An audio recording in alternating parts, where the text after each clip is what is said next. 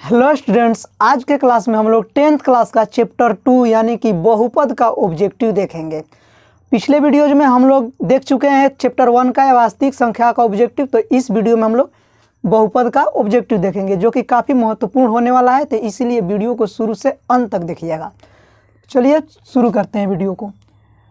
तो हम लोग चैप्टर पढ़ रहे हैं 2 यानी कि बहुपद, इसका ऑब्जेक्टिव देखेंगे। तो सबसे पहले नंबर जानते हैं कि बहुपद किसको कहा जाता है, क्योंकि ये चैप्टर हमारा बहुपद है। तो बहुपद के पहले बारे में जानेंगे और इस बहुपद से एक ऑब्जेक्टिव जरूर देता है। तो बहुपद की परिभाषा हो जाएगा एक चर वाले बीजीय व्यंजक जिसके घात धनात्मक पूर्णांक में हो। ध्यान से सुनिएगा, अगर नोट्स बनाना हुआ तो वीडियो को रोक कर और उसको क्या करना है कि नोट्स बना लेना है। एक चर वाले बीजीय व्यंजक जिसके घात धनात्मक पूर्णांक में हो उसे बहुपद कहते हैं। कोई एक दे दिया गया है व्यंजक और उसका हम लोग देखेंगे कि चर कितना है, एक चर होना चाहिए और उसका घात धनात्मक पूर्णांक होना चाहिए। एक चर में होना चाहिए, एक चर कहने का मतलब केवल x होना चाहिए, पूरा x या पूरा y होना चाहिए और उसका घात धनात्मक पूर्णांक होना चाहिए। धनात्मक पूर्णांक कहने का मतलब पूर्णांक संख्या तो प्लस और माइनस दोनों में होता है, क्योंकि जब पूर्ण संख्याओं को धनात्मक चिन्हों के साथ या ऋणात्मक चिन्हों के साथ दर्शाया जाता है उसे पूर्णांक संख्या कहते हैं। लेकिन बहुपद का परिभाषा बोला गया है कि एक चर वाले बीजीय व्यंजक जिसके घात धनात्मक पूर्णांक में हो। तो इसका पूर्णांक होना चाहिए धनात्मक पूर्णांक होना चाहिए, यानी कि प्लस वाला धनात्मक पूर्णांक हमारा होना चाहिए। तो धनात्मक पूर्णांक में क्या आ जाएगा, 1 2 3 4 5 6 इस प्रकार से, यानी कि प्लस वाली संख्या है, माइनस वाला नहीं लेना है। और लेकिन ध्यान रखना है कि ये पूर्णांक संख्या वो भी धनात्मक यानी कि पूर्ण रूप से होना चाहिए। 1 2 3 4 5 6 7 ऐसे है। कभी दशमलव में पावर नहीं हो सकता है घात का, बट्टा में नहीं हो सकता है, रूट में नहीं हो सकता है, यानी कि भिन्न संख्या नहीं हो सकता है। बहुपद का घात भिन्न में नहीं हो सकता है, दशमलव में नहीं हो सकता है, भिन्न करने का मतलब दशमलव ही है, वर्गमूल में नहीं हो सकता है, बट्टा में नहीं हो सकता है, ये सब नहीं होगा। कोई भी दे दिया गया है, एक व्यंजक दे दिया गया, उसका घात अगर भिन्न में है, घात मतलब पावर, उसका पावर अगर भिन्न में है, दशमलव में है, वर्गमूल में है, बट्टा में हो तो बहुपद नहीं होगा। क्योंकि बहुपद होने के लिए उसके घात धनात्मक पूर्णांक में होना चाहिए, एकदम पूरा संख्या होना चाहिए, 10 20 50 कुछ भी हो जाए, माइनस में ना हो, दशमलव में ना हो, भिन्न में नहीं होना चाहिए, बट्टा में नहीं होना चाहिए, घटाव में नहीं होना चाहिए, यानी कि माइनस में नहीं होना चाहिए। ये सब नहीं रहेगा तो जान जाएंगे कि वो बहुपद है। जैसे एग्जाम्पल्स देखिए, दे दिया है 2x² + 5x + 7। अगर इसका घात देखेंगे तो घात यहाँ पर x का घात देखना है, x का घात यहाँ पर 2 है और यहाँ पर x का घात कुछ नहीं दिखाई दे रहा है तो 1 जरूर है। तो इसका घात यहाँ पर देखेंगे तो 2 ये भी प्लस में, 2 ये भी प्लस में, क्योंकि धनात्मक होना चाहिए। और साथ में ये पूर्णांक संख्या भी है, क्योंकि यहाँ पर ये दशमलव में नहीं है, 2 है 1 है, तो ये पूर्णांक संख्या है। तो ये हमारा क्या हो जाएगा, बहुपद हो गया, बहुपद है। उसी तरह से दूसरा दे दिया 3x² -2 + 7x - 8। ये कोई पूछ देगा कि बहुपद है कि नहीं है, तो बहुपद नहीं है, क्योंकि इसका घात x का घात आ गया माइनस में।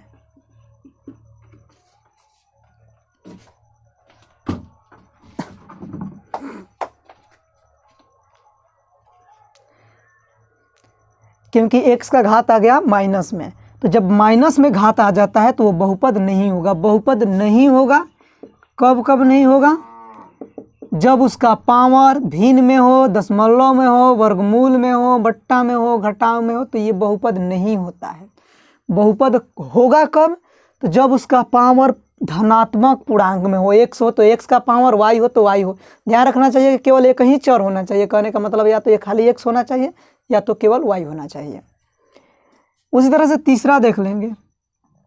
अगर मान लीजिए दिया है 3x के पावर 1.5 + 2x - 1/2, ऐसा दे दिया। ये भी पूछ दिया कि बहुपद है कि नहीं है, तो इसका पावर देखेंगे तो ये क्या आ गया, दशमलव में आ गया, तो ये बहुपद नहीं होगा।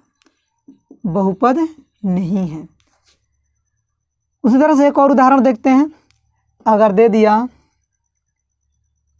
√5x + 7, ऐसे पूछ दिया और ये पूछा कि बहुपद है कि नहीं है, तो हमेशा ध्यान रखना है कि x का ही घात देखना है, y है तो y के घात देखना है कि वो वर्गमूल में ना हो। तो देखिए ये 5 वर्गमूल में है लेकिन x तो बाहर है, x का घात कितना आ गया 1 है, 1 ये पूर्णांक संख्या के रूप में है, तो ये बहुपद है। बहुपद होने के लिए घात उसका धनात्मक पूर्णांक में होना चाहिए, पावर दशमलव में नहीं होना चाहिए, बट्टा में नहीं होना चाहिए, रूट में नहीं होना चाहिए, माइनस में नहीं होना चाहिए, केवल प्लस में होना चाहिए, वो भी पूर्णांक संख्या। पूर्णांक संख्या मतलब पूरा संख्या रहना चाहिए। तो ये हमारा बहुपद है। उसी तरह से अगर दे देता है 3√x + 7, अगर इसको पूछ दिया कि बहुपद है कि नहीं है, तो ये बहुपद नहीं है, क्योंकि x का में आ गया रूट में, यानी कि रूट में आ गया, वर्गमूल में आ गया, तो बहुपद नहीं होगा। अब बहुपद क्यों नहीं होगा, तो ऐसे देख सकते हैं, रूट का मतलब होता है 1/2, रूट जब हटता है तो इसके घात आ जाता है 1/2 + 7। तो अभी बोल रहे हैं कि पूर्णांक संख्या होना चाहिए, तो पूर्णांक संख्या कहाँ है, तो बट्टा में आधा आ गया, 1/2 यानी कि 0.5 आ गया, तो ये बहुपद नहीं है। उसी तरह से अगर प्रश्न ऐसे देता है 1/x + 7 और ये पूछ देता है कि बहुपद है कि नहीं है, तो यहाँ पर ध्यान से देखेंगे तो x का घात कितना है 1 तो प्लस में है, तो तुरंत क्या करना है कि बहुपद नहीं मार देना है। ध्यान से देखेंगे तो ये नीचे बट्टा के नीचे है, जब बट्टा के नीचे है तो बट्टा के जब ऊपर जाएगा तो इसका पावर जो प्लस में रहता है वो बन जाएगा माइनस, पावर हो जाएगा माइनस में, और ये +7 है, तो जब पावर माइनस में हो गया तो ये बहुपद नहीं होगा। उसी तरह से कुछ और एग्जाम्पल देख लेते हैं। अगर दे दिया 3x के पावर 4/2 + 8 = 0, अब ये पूछ दिया कि बहुपद है कि नहीं है, तो अभी बोले हैं कि पावर बट्टा में नहीं होना चाहिए।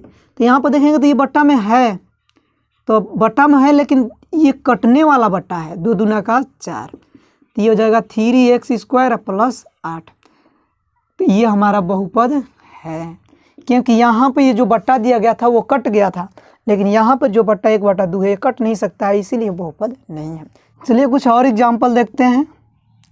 जैसे दे दिया है y का पावर 7 + 1/2 y का पावर 3 - 8 = 0। 0 नहीं लेंगे क्योंकि समीकरण बन जाएगा। तो इस प्रकार से दिया हुआ है और पूछ दिया कि ये बहुपद है कि नहीं है।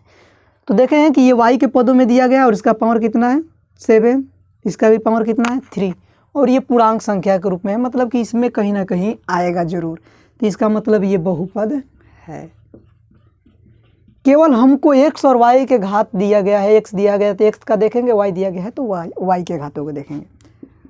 उसी तरह से एक प्रश्न ऐसा दे दिया गया, मान लीजिए 3x² + 2y + 8, और ये पूछ दिया गया कि बहुपद है कि नहीं है।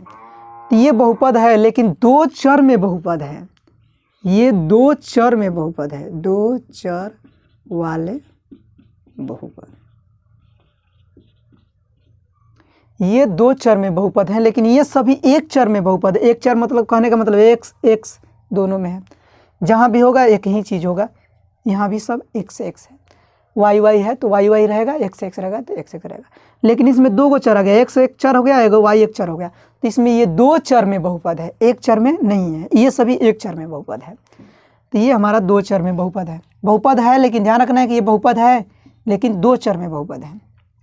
अब उसी तरह से एक देख लेते हैं। जैसे मान लीजिए कि 5 केवल दे दिया और ये पूछ दिया गया कि बहुपद है कि नहीं है, केवल 5 है, पूछ दिया कि बहुपद है कि नहीं है, तो ये हमारा बहुपद है, बहुपद है। बहुपद क्यों है, क्योंकि ये शून्य घाती बहुपद है।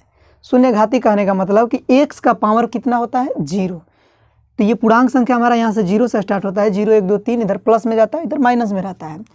तो जब इसको हम लोग देखेंगे तो जैसे 5 x का पावर हम 0 लिख सकते हैं, क्योंकि किसी भी संख्या का मान अगर 0 हो, किसी भी संख्या का पावर अगर 0 हो जाता है तो उसका मान 1 हो जाएगा, तो फिर 5 में 1 में गुणा करेंगे तो आ जाएगा 5, इसका मतलब बहुपद है।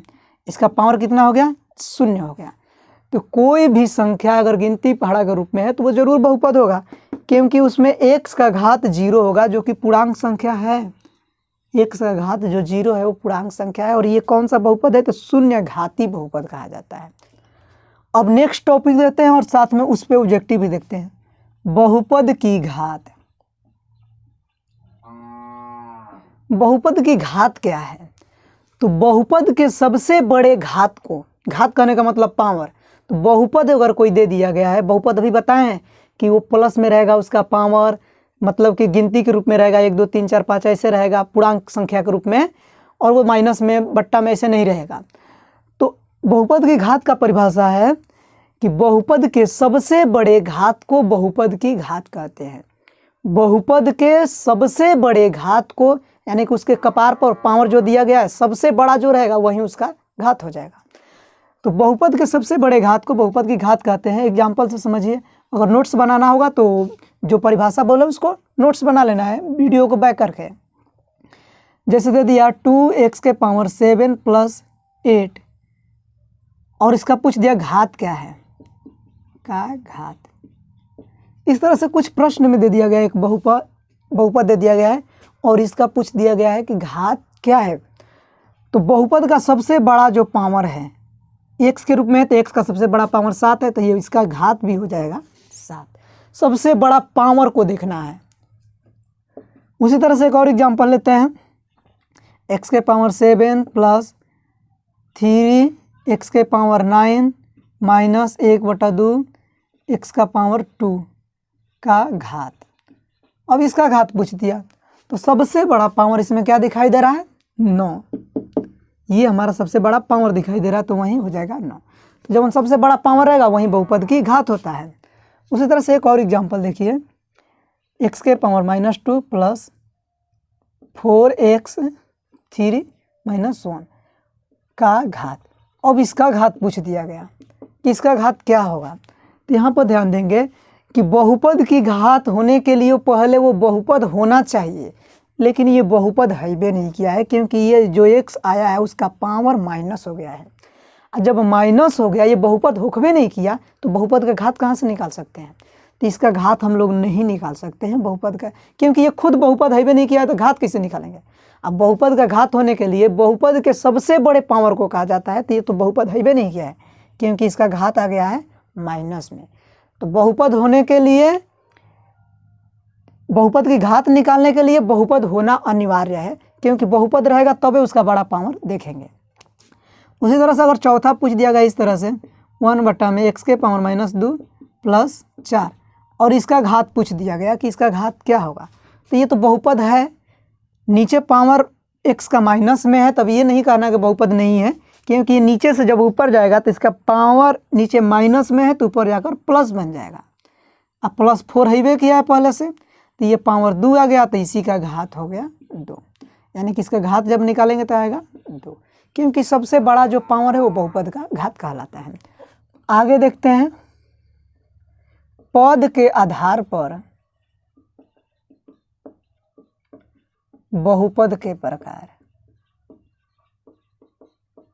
पद के आधार पर बहुपद के प्रकार। ऑब्जेक्टिव अलग से भी बताएंगे, बहुत सारे ऑब्जेक्टिव, लेकिन अभी पहले हम बेसिक बता रहे हैं, उसी पे ऑब्जेक्टिव बता रहे हैं। तो पद के आधार पर बहुपद के प्रकार देखेंगे, तो पहला नंबर आ जाएगा एक पदी बहुपद। एक पदी बहुपद, तो इसका परिभाषा हो जाएगा कि जिस बहुपद में एक पद हो उसे एक पदी बहुपद कहते हैं। जिस बहुपद में एक पद हो उसे एक पदी बहुपद कहते हैं। जैसे कि 5, इसमें कितना पद है? एक पद है। या 3x², इसमें भी एक ही पद है, क्योंकि दोनों ये सब गुणा में एक ही में है। 3 × x, ये भी एक ही पद है, क्योंकि गुणा करेंगे तो ये हो जाएगा 3x, दोनों एक ही में रह जाएगा।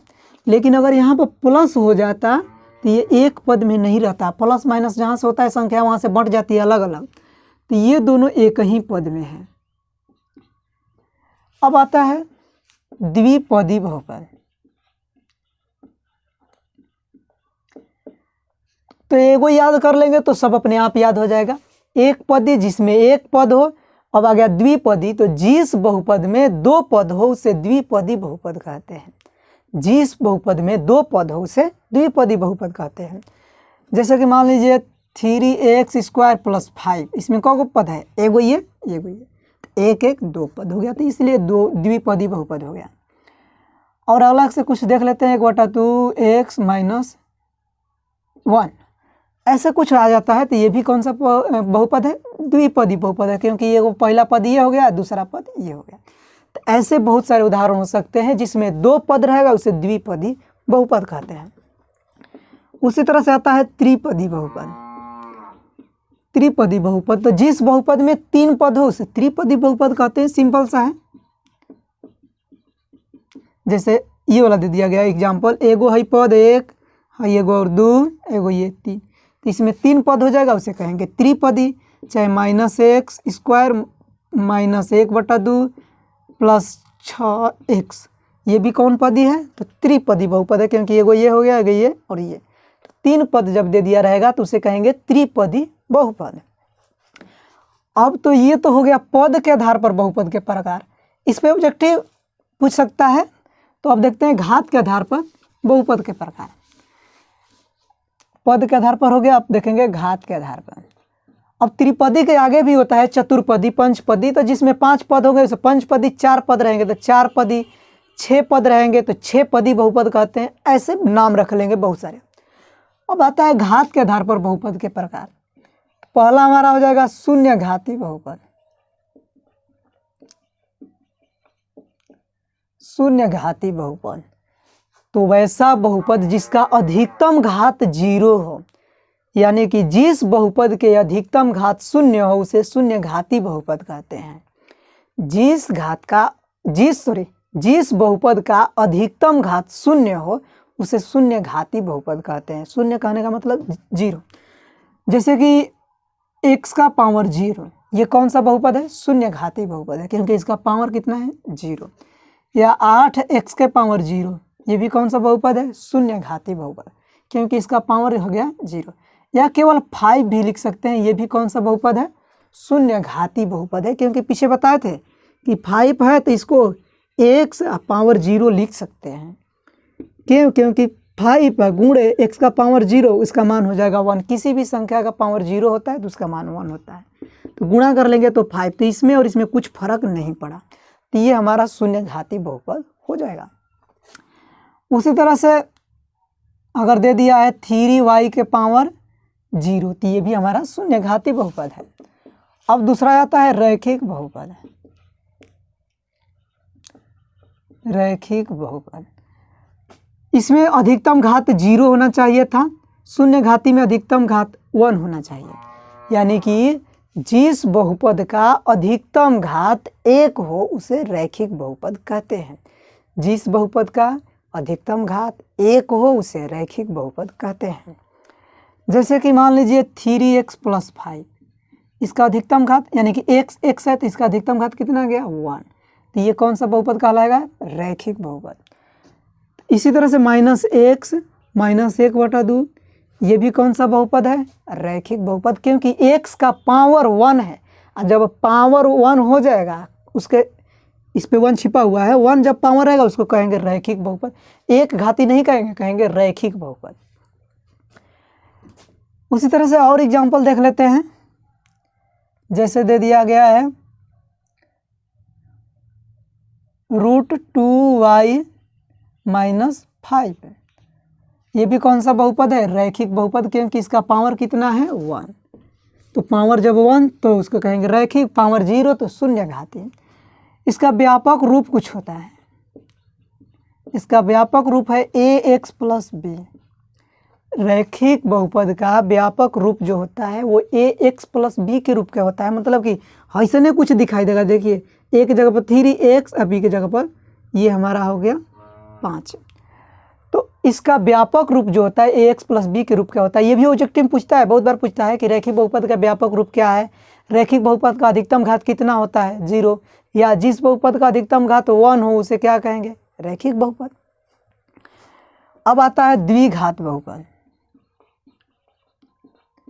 द्विघात बहुपद, तो जिस बहुपद का अधिकतम घात 2 हो उसे द्विघात बहुपद कहते हैं। जिस बहुपद का सबसे बड़ा पावर 2 आ जाएगा उसे कहेंगे द्विघात बहुपद। जैसे देख लेते हैं, जैसे 3x² माइनस प्लस कर लेते हैं प्लस 7x प्लस 8, या x² माइनस 8x माइनस 1, या y² माइनस 1/2y प्लस 4। ऐसे कुछ भी आ जाता है जिसका सबसे बड़का पावर 2 आ जाता है। यानी कि जिस बहुपद का अधिकतम घात, अधिकतम कहने का मतलब सबसे बड़ा, अधिकतम घात 2 आता है उसे कहेंगे द्विघात बहुपद। यहाँ पे इसका व्यापक रूप देख लेंगे। व्यापक रूप, इसका व्यापक रूप होता है ax² plus bx plus c। अगर इसी में 0 लगा देंगे तो ये द्विघात समीकरण बन जाएगा। जैसे इसमें 0 लगा देंगे तो रैखिक समीकरण बन जाएगा। इस व्यापक रूप में ax प्लस b बराबर 0 लिख लेंगे तो 0 हटा देंगे तो ये बहुपद के रूप में रहेगा। तो इसका व्यापक रूप कुछ ऐसा होता है, ध्यान से देखेंगे तो ये सब इसी के जैसा है। x², इसमें a का मान 3 हो गया, b का मान 7 हो गया, c का मान 8 हो गया। उसी तरह से इसमें चलेंगे, x² के इसमें गुणा में जो रहता है वो a का मान होता है, तो इसके गुणा में कुछ नहीं दिखाई दे रहा है तो 1 जरूर है। इसमें जब a का मान निकालेंगे तो a बराबर 1, अब b बराबर हो जाएगा -8, अब बचल खुचल उसी का मान हो जाएगा। अगर मान लीजिए कि इस प्रकार से दे दिया x² माइनस 5 और इसमें पूछ दिया गया कि a का मान क्या है, पहले देख लेंगे कि द्विघात बहुपद है कि नहीं। तो द्विघात बहुपद है क्योंकि पावर 2 है, पावर 2 आ गया, द्विघात बहुपद हो गया। इसमें कोई पूछ दिया कि ABC का मान बताइए तो a बराबर इसके गुणा में जो है, इसके गुणा में कुछ नहीं दिखाई दे रहा है तो 1 तो जरूर है। b का मान हमेशा x से सटा हुआ रहना चाहिए, मतलब कि x के गुणा में ही b का मान निकलता है। लेकिन x वाला तो हमें कहीं दिखाई नहीं दे रहा है, x का पावर वाला है लेकिन x वाला नहीं है। इसका मतलब b का मान हो गया 0 और c बचा हुआ जो मान है वो हो जाएगा -5, वो c का मान हो गया। उसी तरह से एक और एग्जाम्पल देख लेते हैं। मान लीजिए ऐसा कहीं भी दे देता है ABCD का मान निकालने के लिए। जैसे मान लीजिए कि दे दिया √2y² माइनस 3y, ऐसे दे दिया। इसमें ABC का मान बताना है। ऐसे ये सब तो मान जो आ रहा है ये समीकरण में आता है, यानी कि द्विघात समीकरण में ABCD का मान निकालना पड़ेगा। 4 चैप्टर में निकालने के लिए द्विघात समीकरण जब पढ़ेंगे उसमें ये सब निकालने के लिए आएगा। लेकिन यहाँ पर देख लोगे तो काम करेगा और अच्छा है। तो इसमें हम लोग देखेंगे कि इसके जो गुणा में रहेगा, स्क्वायर वाले के गुणा में वो a का मान होगा, और जो x के गुणा में है, x यहाँ पर नहीं है, यहाँ पर y है, तो y के गुणा में जो रहेगा वो b का मान होगा, और जो बच जाएगा वो c का मान होगा। तो इसमें कुछ बच ही नहीं रहा, मतलब c का मान 0 है। तो इस पे ऐसा ऑब्जेक्टिव पूछता है। अब आ गया द्विघात, उसके बाद में आता है त्रिघात बहुपद।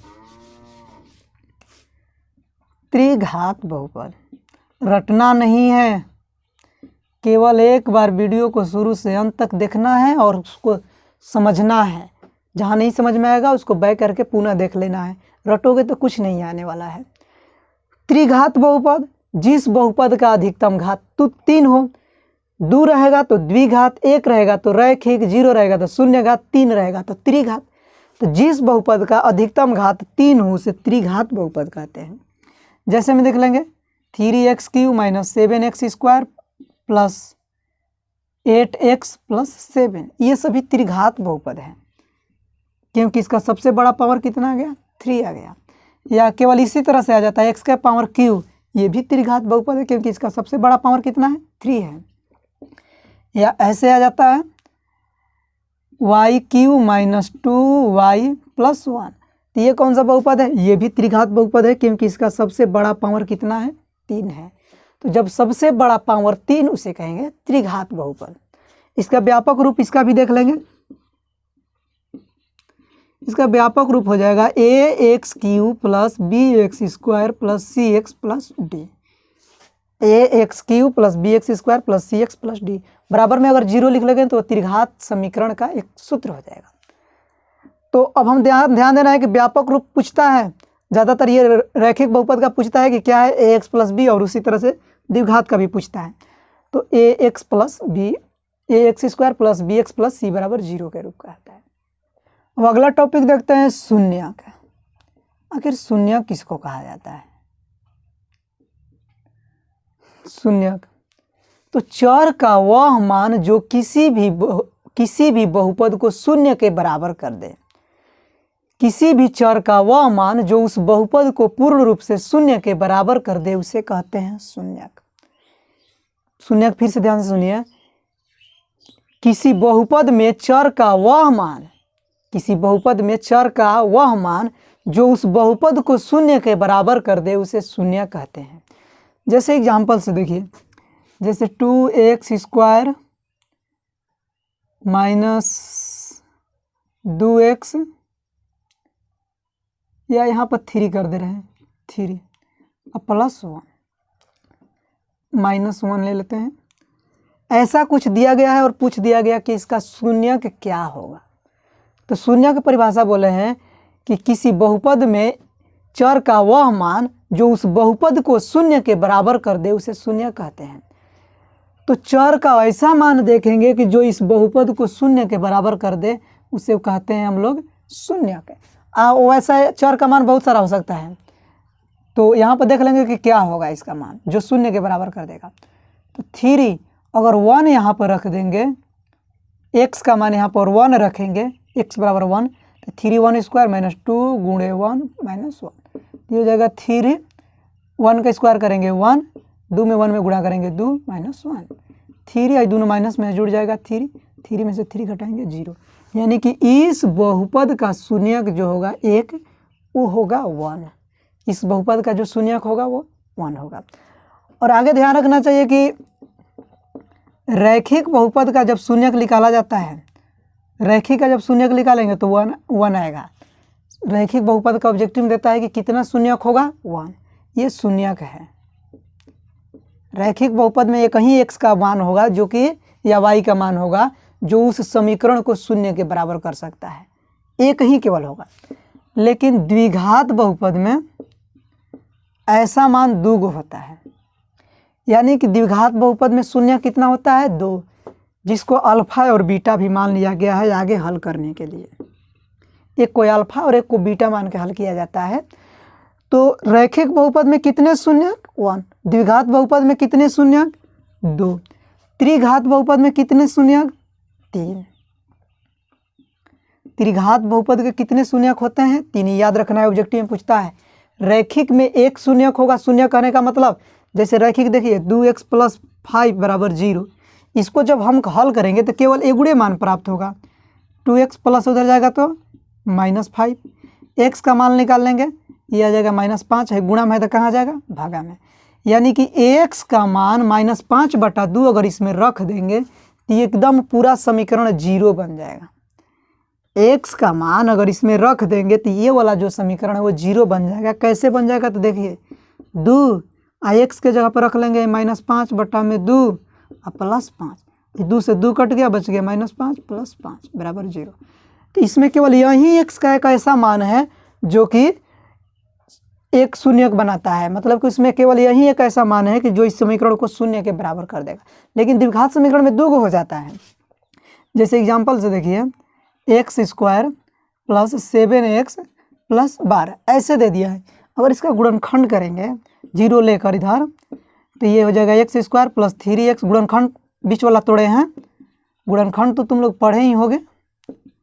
x कॉमन ले लेंगे तो x + 3, 4 कॉमन लेंगे तो x + 3 बराबर 0। इस दोनों में से एक को लिख लेंगे x + 3 और ये हो गया x + 4 बराबर 0।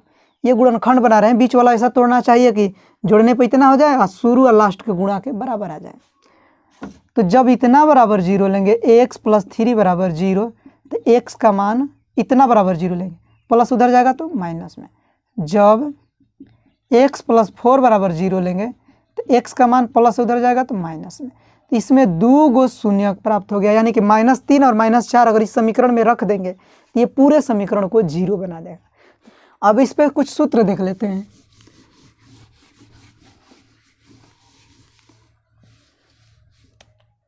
अल्फा प्लस बीटा, इसको अल्फा पढ़ना है। अल्फा प्लस बीटा बराबर सूत्र होता है -b/a। अल्फा प्लस बीटा बराबर कितना होता है -b/a। इसको हिंदी में ऐसे देता है कि शून्यकों का योग, 2 शून्यकों का योग क्या होगा। दो शून्यक, एगो अल्फा है, पहला शून्यक हो गया, दूसरा। ध्यान रखना है कि ये दो गो शून्यक किसमें होता है, द्विघात बहुपद में होता है। तो ये जब भी सूत्र लगाएंगे तो द्विघात बहुपद में लगाएंगे, क्योंकि द्विघाते बहुपद में दो गो शून्यक होता है। तो अल्फा प्लस बीटा बराबर माइनस बी बटा में, अल्फा इंटू बीटा बराबर सी बटा में। तो इसको हिंदी में देगा, दो शून्यकों का गुणनफल क्या होगा, तो सी बटा में, या अल्फा इंटू बी बराबर सी बटा में। Alpha plus beta plus gamma बराबर माइनस बी बटा में a, alpha into beta plus beta into gamma plus gamma into alpha बराबर सी बटा में ए। एक हो जाएगा alpha into beta into gamma बराबर माइनस डी बटा में ए। ये दोनों द्विघात में पूछा जाता है, द्विघात में यूज करेंगे, द्विघात बहुपद में, और ये तीनों त्रिघात में। तो अल्फा प्लस बीटा बराबर माइनस बी बटा में ए, अल्फा इंटू बीटा बराबर सी बटा में। इसको हिंदी में कैसे पूछ सकता है, तीन शून्यकों का योग या दो दो शून्यकों को लेकर गुणा करने पर कितना आएगा, ये वाला पूछेगा। इसमें कहेगा तीन शून्यकों का गुणा क्या होगा, तो माइनस डी बटा में इसका सूत्र हो गया। एक और सूत्र देख लेते हैं, इस चैप्टर में आता है द्विघात समीकरण का। वैसे तो द्विघात समीकरण का व्यापक रूप a x square plus b x plus c है, लेकिन इस चैप्टर में हम लोग कुछ एक नए सूत्र का प्रयोग करते हैं जो कि द्विघात समीकरण ज्ञात करने के लिए होता है। X square minus alpha plus beta x plus alpha into beta बराबर 0। जितना भी फार्मूला बता रहे हैं सबको नोट्स बना लेना है, क्योंकि ऑब्जेक्टिव भी पूछ देगा या नहीं भी पूछेगा तो सब्जेक्टिव बनाने में काम करेगा। द्विघात समीकरण के लिए एक प्रयोग किया जाता है, द्विघात समीकरण ज्ञात करने के लिए। उसी तरह से त्रिघात समीकरण ज्ञात करने के लिए एक सूत्र का प्रयोग किया जाता है, x cube minus alpha plus beta plus gamma का whole square plus alpha into beta plus beta into gamma plus gamma into alpha x minus alpha into beta into gamma बराबर 0। एक इस सूत्र का प्रयोग किया जाता है, लेकिन ये त्रिघात में अगर कह देगा त्रिघात समीकरण ज्ञात कीजिए तो ये वाला सूत्र का प्रयोग करना है। साथ में एक और सूत्र का एक जगह पर एनसीईआरटी में प्रयोग है, ये वाला भाज्य बराबर भाजक गुणे भागफल प्लस शेषफल, जिसको इस तरह से भी कह सकते हैं पी एक्स बराबर g x into q x plus r x. वही सूत्र है, सब सेम जगह पर है, मतलब भाज्य शेषफल के जगह पर आर एक्स से उसी तरह से सबका मान हो जाएगा। और ये यूक्लिड विभाजन में पढ़ चुके हैं कि यूक्लिड विभाजन ने क्या दिया था, तो ए बराबर बी क्यू प्लस आर, इसी सूत्र को बनाया था। चलिए इस चैप्टर से संबंधित कुछ महत्वपूर्ण ऑब्जेक्टिव को देखते हैं। जैसे पहला ऑब्जेक्टिव दे दिया गया है, कुछ एक इस प्रकार से ग्राफ खींचा गया है जिसमें पूछा गया है कि पी एक्स के शून्यकों की संख्या कितनी है। ऑप्शन दिया रहेगा, हम यहाँ पर ऑप्शन नहीं लिखेंगे, लिखे हैं केवल प्रश्न लिखे हैं। पी एक्स के शून्यकों की संख्या, तो यहाँ पर देखेंगे कि ये हमारा एक्स अक्ष होता है और ये वाई अक्ष होता है। तो पी एक्स के शून्यक पूछा है, तो ये वाला जो रेखा खींचा गया है उसको देखेंगे कि एक्स वाले को कितने बार काट दिया है। एक्स वाले को एक बार यहाँ पर काटा है, एक बार यहाँ पर और यहाँ पर एक बार काटा है, यानी कि इसके शून्यकों की संख्या कितना हो जाएगा, 3। तो पी एक्स के शून्यक की संख्या कितना हो जाएगा, 3। अगर यहीं हुआ प्रश्न में कह दिया होता कि पी वाई के शून्यक ज्ञात कीजिए, तो वाई वाला के देखते, तो वाई वाला कितना बार काटा है, 1, तो इसका हो जाता है 1। इस पे ऐसा प्रश्न और दे सकता है, जैसे मान लीजिए इस प्रकार से दे दिया, अब पूछ दिया कि पी एक्स के शून्यक ज्ञात कीजिए, तो ये एक्स वाला है तो इसको देखेंगे 1 2 3 4 5 बार काट दिया है, तो उसका शून्य कितना हो जाएगा, 5। जिस अक्ष को कहा जाएगा उस अक्ष को देखेंगे कि कितना बार काटा गया है, अगर जितना बार काटेगा वहीं उसका शून्यक हो जाएगा। उसी तरह से दूसरा प्रश्न देखेंगे तो दिया गया एक्स स्क्वायर माइनस 9 बराबर 0 और इसका शून्यक बताना है कि क्या होगा। तो प्रश्न नंबर दूसरे को सोल्व करेंगे तो ये हो जाएगा एक्स स्क्वायर माइनस 9 बराबर 0। इसमें एक्स स्क्वायर को यहीं पर छोड़ देंगे, माइनस से इधर, तो इसको उधर ले जाएंगे बराबर को उस पर, तो ये बन जाएगा प्लस, इधर से स्क्वायर को हटाएंगे तो ये हो जाएगा रूट में 9। अब 9 का वर्गमूल निकालेंगे तो प्लस और माइनस दोनों आएगा। ध्यान रखना है कि वर्गमूल हमेशा प्लस और माइनस दोनों में आता है, तो ये जब वर्गमूल 9 का निकालेंगे तो ये हो जाएगा प्लस और माइनस 3, यही हमारा शून्यक हो गया। तो एक्स स्क्वायर माइनस 9 बराबर 0 के शून्य क्या हो जाएगा, +-3। अब उसी तरह से इसके देखेंगे, दे दिया गया है तीसरा प्रश्न में द्विघात समीकरण 2x² माइनस 4x + 3 बराबर 0 के मूलों का योगफल ज्ञात कीजिए। प्रश्न नंबर तीसरा देखिए, यहाँ पे हल कर देते हैं। तीसरा, इसमें मूलों का योगफल कहा है, तो पहले नंबर ए का मान निकालेंगे कि ए का मान आया क्या है, ये सवाल है। सवाल को यहाँ पर उतार लेते हैं। 2x² माइनस 4x + 3 बराबर 0, इसमें मूलों का योगफल कहा है, तो पहले ए का मान निकालिए। ए का मान कहाँ से निकलता है, तो x² के जो गुणा में रहता है उस ए का मान होता है। ए का मान हो गया 2, और जो x के गुणा में रहेगा वो b का मान हो जाएगा। अब बचा हुआ जो रहेगा वो c का मान हो जाएगा। फिर से ध्यान से समझिए, x² के गुणा में रहेगा वो a का मान, केवल x के गुणा में रहेगा वो b का मान, और जो बच जाएगा वो c का मान होगा। तो बोला गया है कि मूलों का योगफल, मूलों का योगफल, तो ध्यान देंगे कि ये द्विघात समीकरण है, क्योंकि इसमें पावर 2 की दिया गया है, बराबर 0 दिया गया, द्विघात समीकरण है। तो जब द्विघात है तो उसमें 2 मूल होता है, पीछे बताए हैं कि एक अल्फा होता है और एक बीटा होता है। द्विघात में कितने मूल होते हैं, 2 मूल होता है, अल्फा और बीटा। तो अब उसका योगफल का है कि मूलों का योगफल यानी कि अल्फा और बीटा का योग है। तो अल्फा प्लस बीटा बराबर सूत्र लगा लेंगे -b/a। माइनस एक सूत्र में और एक और माइनस आ गया, 2 माइनस एक जगह पर नहीं रहता है, यानी कि कोई भी 2 चिन्ह एक जगह पर नहीं रहता है, तो इसको कोष्ठक में बंद कर लेंगे। अब बट्टा में ए है, ए की जगह पर कितना गया, 2। सूत्र एक माइनस में माइनस वाला सूत्र लिख लिए, बी के स्थान पर -4 आ गया, -4 कोष्ठक में लिख लिए। 2 चिन्ह को एक जगह पर नहीं रखना चाहिए, इसलिए कोष्ठक में बंद कर लिए। बट्टा में ए है, ए की जगह पर 2 लिख लिए। इसको हल कर लेंगे, ये माइनस माइनस प्लस हो जाएगा, ऊपर 4 और नीचे 2, 2 दूना के 4 बराबर 2। यानी कि प्रश्न नंबर तीसरा में जो दिया गया है उसमें मूलों का योगफल आएगा 2। उसी तरह से चौथा प्रश्न देखते हैं, क्वेश्चन नंबर 4।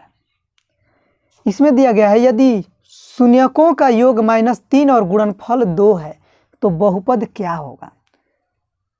यदि शून्यकों का योग -3 और गुणनफल 2 है तो बहुपद क्या होगा। तो अब ध्यान देना है कि शून्यकों का योग दे दिया है अल्फा प्लस बीटा, शून्यकों का योग दे दिया है, तो ये हो जाएगा -3। तो यहाँ पर छूटा है कुछ, यहाँ पर रहेगा द्विघात बहुपद, यहाँ पे द्विघात बहुपद पूछा है कि द्विघात बहुपद क्या होगा।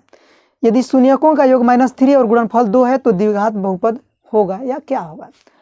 तो द्विघात बहुपद के लिए 2 शून्यक होता है, अल्फा बीटा। इसके कह दिया है शून्यकों का योग कह दिया है -3, गुणनफल यानी कि अल्फा इंटू बीटा बराबर कितना हो जाएगा, 2। इसमें शून्यकों का योग यानी कि अल्फा प्लस बीटा, शून्यकों का गुणनफल यानी कि अल्फा इंटू बीटा, क्योंकि द्विघात में 2 शून्यक अल्फा और बीटा होता है। अब इसमें कहा है कि द्विघात बहुपद ज्ञात करना है, तो एक द्विघात समीकरण का सूत्र लिखवाया था। द्विघात बहुपद ज्ञात करने के लिए द्विघात समीकरण का सूत्र लिखवाते हैं, x² minus alpha plus beta x plus alpha into beta is equal to 0। x² minus alpha plus beta के जगह पर देख लेंगे क्या आया है, -3, 2 चिन्ह आ गया, इसको कोष्ठक में रख लेंगे, x है x plus alpha into beta के जगह पर गया 2 बराबर 0। इसको आगे हल कर लेंगे, x² माइनस माइनस प्लस हो जाएगा, 3 में x में गुणा करेंगे, 3x प्लस 2 बराबर 0। तो ये हमारा क्या हो गया, समीकरण के रूप में है, लेकिन हमको ज्ञात करना है द्विघात बहुपद। द्विघात बहुपद तो क्या करेंगे, ये 0 को हटा देंगे, ये हमारा द्विघात बहुपद बन जाएगा, x² प्लस 3x प्लस 2। 0 लग जाता है तो समीकरण बन जाता है, 0 हट जाता है तो बहुपद रहेगा, यानी कि जिसमें दायां पक्ष बायां पक्ष रहता है वो समीकरण कहलाता है। तो ये द्विघात समीकरण का सूत्र लगा है, x² minus alpha plus beta x plus alpha into beta बराबर 0, जो कि पीछे लिखवा दिए हैं, मान बैठा दिए हैं, इसका मान बैठा दिए हैं, इसमें गुणा कर लेंगे, माइनस माइनस प्लस हो गया है, 3 में x में गुणा करिए 3x, यही हमारा आंसर हो गया, ये वाला। अब एक और क्वेश्चन देख लेते हैं, 5वां। द्विघात बहुपद इतने के शून्यक क्या होंगे, इसका शून्यक बताना है। क्वेश्चन नंबर 5 को यहाँ पर सोल्व कर दे रहे हैं, x² प्लस 7x प्लस 10 बराबर 0, और इसको क्या ज्ञात करना है, शून्य ज्ञात करना है। तो ये यहाँ पर हल नहीं हो पाएगा, तो आगे हल कर लेते हैं। दूसरे जगह पर। चलिए यहाँ पर हल कर देते हैं। क्वेश्चन नंबर हमारा है 5। इसमें कहा है कि x square plus 7x plus 10 के शून्य ज्ञात करिए। शून्य ज्ञात करने के लिए शून्य के बराबर कर लेंगे और इसका गुणनखंड कर लेंगे। और इससे 10 क्लास में 3 गो विधि पढ़ना है शून्य ज्ञात करने के लिए। आगे 4 चैप्टर में पढ़ना है। तो एक पढ़ना है हमको पूर्ण वर्ग विधि, एक द्विघाती सूत्र वाला विधि, और एक पढ़ना है गुणनखंड विधि। तो हम यहाँ पर गुणनखंड विधि का यूज कर लेंगे। ये 4 चैप्टर में तीनों विधि पढ़ना है। तो इसको ऐसे तो भागों में फैक्टराइज करना होता है, तोड़ना होता है कि जोड़ने पर इतने रह जाए 3x प्लस 4x। लेकिन अगर इसको जोड़ेंगे तो ये 7 तो हो जाएगा, लेकिन इसके गुणा करने के बराबर होना चाहिए। तो गुणा करेंगे तो कितना आएगा 10x स्क्वायर। शुरू वाला से लास्ट में गुणा करेंगे 10x स्क्वायर, लेकिन इसमें गुणा करेंगे तो कितना आएगा 12x स्क्वायर। इसीलिए ये दोनों नहीं होगा। तो यहाँ पर क्या होगा 2x प्लस 5x, क्योंकि जोड़ेंगे 5 2 तो 20 7 हो जाएगा, और गुणा करेंगे तो 5 गुना के 10। ध्यान रखना चाहिए कि बीच वाले को ऐसे 2 भागों में तोड़ा जाता है कि जोड़ने पर इतना ही रह जाए और गुणा करने पर शुरू और लास्ट के बराबर आ जाए। ऐसे ये तो ऑब्जेक्टिव बता रहे हैं, तो इतना डिटेल में तो बताएंगे नहीं, क्योंकि आप लोग तो पढ़ चुके होंगे कहीं ना कहीं। दोनों में से कॉमन ले लेंगे तो ये हो जाएगा x प्लस 2, इसमें कॉमन ले लेंगे 5 को, तो ये हो जाएगा x प्लस 5 दूना के 10 बराबर 0। ये दोनों कोष्टक में से एक को बाहर कर लेंगे, दोनों बाहर वाले को एक में कर लेंगे। जब इतना बराबर 0 लिखेंगे, जब एगो कोष्टक वाला 0, x का मान निकालेंगे, प्लस उधर जाएगा तो माइनस में। जब इस कोष्टक बराबर 0 लेंगे, x का मान निकालेंगे, प्लस है तो माइनस में। तो यही हमारा 2 गो शून्य कहा गया। तो इसमें पूछा गया था द्विघात बहुपद इतने इतने के शून्य क्या है। ऑप्शन में दिया रहेगा -2, -5, तो उसी पर टिक कर देना है। अब पहले -5 बाद में भी -2 हो सकता है, आगे पीछे से कोई दिक्कत नहीं है, क्योंकि दोनों x का ही मान है। अगला यहाँ पर दिया गया है 6 नंबर में कि शून्य का अल्फा तथा बीटा है, तो अल्फा इंटू बीटा का मान ज्ञात कीजिए। जैसे क्वेश्चन नंबर 3 था, उसमें अल्फा प्लस बीटा का योग ज्ञात करना था, यानी कि मूलों का योगफल, इसमें गुणनफल ज्ञात करना है। तो चलिए क्वेश्चन नंबर यहाँ पे 6 को सोल्व कर देते हैं। 7x square minus 5x plus 1, ये हमारा सवाल है। इसमें क्या करेंगे कि चूंकि a का मान निकालेंगे, a बराबर कितना है 7, b बराबर कितना है -5 और c बराबर 1। a बराबर x के गुणा में a का मान, x के गुणा में x स्क्वायर के गुणा में a का मान है, x के गुणा में b का, बचा हुआ c का मान। तो कहा है कि अल्फा इंटू बीटा, यानी कि अल्फा इंटू बीटा बराबर हो जाएगा c बटा में a। c का मान हो गया 1 और बटा में a का मान हो गया 7, तो 1 बटा में 7। तो चलिए कुछ इंपॉर्टेंट ऑब्जेक्टिव और देखते हैं। तो दिया गया है बहुपद ax square plus bx minus c के शून्यकों का गुणनफल ज्ञात कीजिए।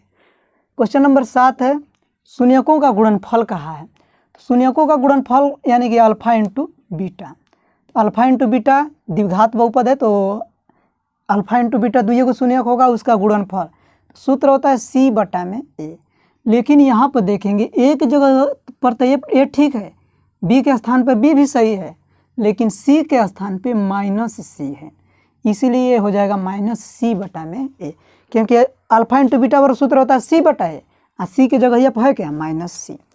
तो ये हमारा आंसर हो गया 7वां का। 8वां देखिए, इसमें b का मान पूछा है, तो इसका व्यापक रूप होता है द्विघात का ax square plus bx plus c। x square के गुणा में a और x के गुणा में जो रहता है वो b होता है। तो x के गुणा में क्या है -5, तो पूछा है b का मान यानी कि -5, आंसर हो गया। 9 नंबर देखिए, दिया गया है कुछ इस तरह से बहुपद दे दिया गया है और पूछा है कि ये x प्लस 2 से पूर्णतः विभाजित हो जाता है, तो k का मान निकालिए। पूर्ण रूप से कट जा रहा है, तो x प्लस 2 बराबर पहले नंबर 0 लेना है इसके बराबर, तो x बराबर प्लस उधर जाएगा तो -2। अब ये वाला मान इसमें रख देना है, -2 का पावर 3 प्लस 6x के x के स्थान पर -2, इसका पावर 2 प्लस 4, x के स्थान पर -2 प्लस के, और बराबर में ले लेंगे जीरो। क्यों जीरो लेंगे? क्योंकि ये पूर्ण रूप से विभाजित कर दे रहा है। जब विभाजित कर दे रहा है तो शेषफल जो होता है वो जीरो होता है। हॉय जो भी निकल रहा है वो शेषफल है। ये जितना मान निकल रहा है वो सभी शेषफल निकल रहा है। इसके बराबर जब जीरो लेकर हल किया जाता है, जीरो लेकर जो मान आता है उसको जब इसमें रखा जाता है बहुपद में, वो जो मान रहता है वो शेषफल होता है। तो ये सब शेषफल है। तो शेषफल किसके बराबर होगा? जीरो के, क्योंकि ये विभाज्य कर दे रहा है पूरा, मतलब कटा दे रहा है। जैसे कोनो संख्या कट जाता है तो लास्ट में क्या आता है? शेषफल जीरो। इसको हल कर लेंगे तो माइनस का पावर 3 करेंगे, माइनस से रह जाएगा, 2 दूना 4 दूना का 8, प्लस माइनस का स्क्वायर करेंगे, प्लस 2 का स्क्वायर करेंगे, 4 और 4 छक्के 24, माइनस है 4 दूना के 8 और प्लस के बराबर जीरो है। जोड़ लेंगे 8 8 माइनस 16 हो जाएगा, प्लस 24 प्लस के बराबर जीरो। इसको घटाएंगे तो बच जाएगा 8 प्लस के बराबर जीरो। के का मान यहाँ पर निकाल लेंगे, इधर प्लस उधर जाएगा तो माइनस 8, यानी कि इसमें के का मान कितना है? -8 है। 10 देखिए प्रश्न नंबर 10 अच्छा क्वेश्चन है। ये दे दिया गया है 2x² प्लस 3x माइनस 4। इसमें पूछा है कि अगर शून्य का अल्फा बीटा है तो 1/अल्फा प्लस 1/बीटा का मान क्या होगा। तो यहाँ पर हम लोग देखेंगे ए का मान पहले क्या है, तो ए का मान 2, बी का मान 3 और सी का मान -4 है। तो इसके बाद में क्या करना है? ए बी सी के मान निकालने के बाद में जो प्रश्न दिया गया है उसी को हल करना है। 1/अल्फा प्लस 1/बीटा, यानी कि इसका लघुत्तम निकालेंगे। 1/अल्फा का अल्फा बीटा का लघुत्तम अल्फा बीटा हो जाएगा। जब लघुत्तम नहीं निकलता है तो गुणा के रूप में रख दिया जाता है। तो भागा देंगे तो अल्फा से अल्फा कट गया, बच गया बीटा, बीटा से बीटा कट गया, बच गया अल्फा। तब सूत्र लगाएंगे, अल्फा प्लस बीटा बराबर सूत्र होता है -b/a, और अल्फा इंटू बीटा बराबर c/a। अल्फा प्लस बीटा बराबर -b/a, अल्फा इंटू बीटा बराबर c/a, जो कि पीछे बता चुके हैं। इसको क्या करेंगे कि तोड़ देते हैं, यानी कि नीचे वाले को ऊपर ले जाते हैं और सी को नीचे कर लेते हैं। ये तो कट गया, बच कितना गया? -b/c। माइनस हो गया यहाँ पे सवाल में, यहाँ पर माइनस आ गया है। बी का मान यहाँ पर दिया है 3, अब बटा में सी का मान कितना दिया है? -4। माइनस से माइनस कट गया, ये हो गया 3/4, आंसर हो गया। 11 नंबर देखिए, काफ़ी अच्छा क्वेश्चन था। 11 नंबर भी बहुत अच्छे क्वेश्चन है, देख लीजिए ध्यान से। 11 नंबर यहाँ पर सवाल दिया गया है x² प्लस 3x प्लस 5। इसमें ए का मान निकाल लेना है। x² के गुणा में जो रहेगा वो ए का मान, तो 1 हो जाएगा। बी का मान हो गया 3, सी का मान हो गया 5। उसके बाद में जो प्रश्न दिया गया उसको हल कीजिए, यानी कि अल्फा बटा बीटा, बीटा बटा में अल्फा। इसको हल करेंगे तो इसका मतलब लघुत्तम निकालेंगे तो अल्फा इंटू बीटा होगा। लघुत्तम नहीं निकलेगा तो अल्फा और बीटा को गुणा में रख लेंगे। भागा देंगे तो बीटा से बीटा कट गया, अल्फा अल्फा में गुणा करेंगे अल्फा का स्क्वायर, प्लस अल्फा से अल्फा कट गया तो बीटा बीटा में गुणा करेंगे तो बीटा का स्क्वायर। अब इसके बदले में एक सूत्र का प्रयोग कर लेंगे। आखिर वो सूत्र है क्या? तो यहाँ पे लिख दे रहे हैं सूत्र को। a² प्लस b² बराबर एक सूत्र होता है a प्लस b का होल स्क्वायर माइनस 2ab। एक और सूत्र होता है a माइनस b का होल स्क्वायर प्लस 2ab। दोनों में से किसी एक सूत्र का प्रयोग कर लेंगे। तो ये तो नहीं हो पाएगा। क्यों नहीं हो पाएगा? क्योंकि ये सूत्र a माइनस b है, जबकि अल्फा प्लस बीटा में कभी भी अल्फा माइनस बीटा का सूत्र नहीं है। अल्फा माइनस बीटा का सूत्र ही भी नहीं किया है, लेकिन इसका प्रयोग कर सकते हैं क्योंकि अल्फा प्लस बीटा का सूत्र है। अल्फा की जगह पे यहाँ पे ए है, बीटा की जगह पर बी है, तो हम लोग इसी सूत्र का प्रयोग करेंगे। तो इसके जगह पर हो जाएगा ये वाला, तो अल्फा प्लस बीटा का होल स्क्वायर माइनस 2a की जगह पर अल्फा, बीटा की जगह पर बी की जगह पर बीटा, ए की जगह पर अल्फा, बीटा की जगह बीटा जो है बी की जगह पे है। नीचे अल्फा इंटू बीटा छोड़ देंगे इसी तरह से। अब यहाँ पर सूत्र का प्रयोग करेंगे। अल्फा प्लस बीटा बराबर सूत्र होता है -b/a, इसका whole square, -2 alpha into beta का सूत्र लगा लेंगे। अल्फा इंटू बीटा का सूत्र होता है c/a, जो कि पीछे लिखवाए थे अभी जस्ट पीछे। अल्फा इंटू बीटा बराबर सूत्र होता है c/a। यहाँ पर मान आने के बाद में सबका मान जो है उसमें सूत्र उसके बैठा लिया, उसका सबका सूत्र बैठा लिया हम। ये माइनस हो गया, बी का मान यहाँ से बैठा लेंगे, बी का मान -3 है, बट्टा में ए का मान 1 है, 1 रख लिया। इसका होल स्क्वायर है, होल स्क्वायर हो गया, -2 गुणे सी का मान 5, बट्टा में ए का मान 1, फिर नीचे देखेंगे सी का मान 5 बट्टा में ए का मान 1। अब सबको हल कर लेंगे, माइनस का स्क्वायर करेंगे प्लस 3 का स्क्वायर करेंगे 9। नीचे 1 है, 1 का स्क्वायर करेंगे तो 1 ही आएगा, तो नीचे 1 लिखना न लिखना बराबर है। इसमें गुणा कर लेंगे तो ये 5 दूना 10 हो जाएगा। बट्टा में 1 इसके भी है तो कोई ज़रूरी नहीं है लिखना, क्योंकि नीचे है, बट्टा के नीचे है। इधर भी 5/1 है तो केवल 5 लिख लेते हैं, क्योंकि नीचे वाला लिखना कोई ज़रूरी नहीं है। घटाएंगे तो ये आ जाएगा -1/5। इस चैप्टर में जितना ऑब्जेक्टिव बताए हैं परीक्षा में उससे ज़्यादा नहीं पूछता है, तो इस वीडियो को एक बार दो बार देखकर पूरा कंफर्म कर लेना है बनाने, और जितना तरीका बताएं वो सब याद कर लेना है। अगला चैप्टर का ऑब्जेक्टिव अगले वीडियो में आएगा। इसी तरह से वीडियो को देखते रहिए तथा अपने दोस्तों को भी शेयर कीजिएगा। फिर मिलेंगे अगले वीडियो में, तब तक के लिए बाय।